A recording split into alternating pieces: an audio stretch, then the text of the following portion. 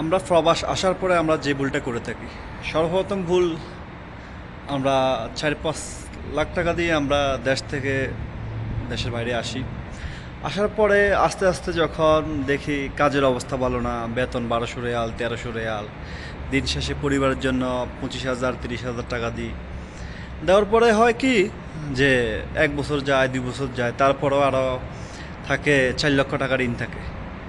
তো এমন করতে করতে আমাদের অন্যের গোলামি করতে করতে আমাদের 4-5 বছর চলে যায়। তার মধ্যে হয় কি, আমাদের বাড়িতে নানান ধরনের সমস্যায় লেগে থাকে। সমস্যার কথা তো আর না বলাই বেটার।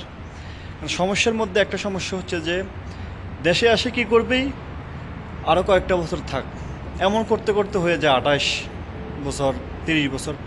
তখন আসে যে বিয়ের জন্য যে মেয়ে দেখা।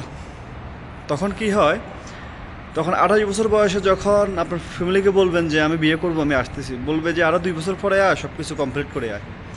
তো আরও 2 বছর হচ্ছে 30। তো দেখেন, আপনি 30 বছরে যদি বিয়ে করেন, আপনার একটা ছেলে সন্তান সাথে সাথে হলে তো আপনার বয়স 50 হলে তার বয়স 20 হবে। আর সাথে সাথে না হয় যদি 3-4 বছর পরে হয়, তাহলে কি হবে, তার বা আপনার বয়স 35, তার বয়স যখন 20 হবে তখন আপনার বয়স 55। তখন আপনি কী করবেন?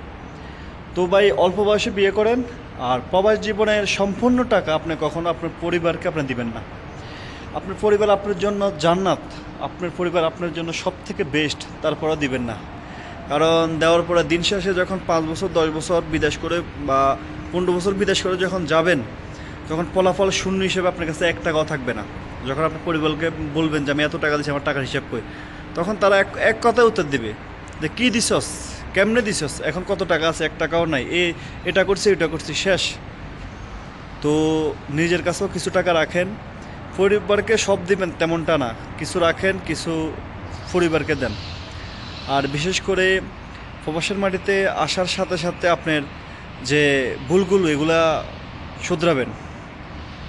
নিজের টাকা সবগুলো পরিবারকে না দিয়ে কিছু ইনভেস্ট করা, কিছু নিজের কাছে রাখা, কিছু আহ, পরিবারকে দেওয়া, তাহলে দেখবেন যে আপনার জন্য একদম সহজ হয়ে যাবে।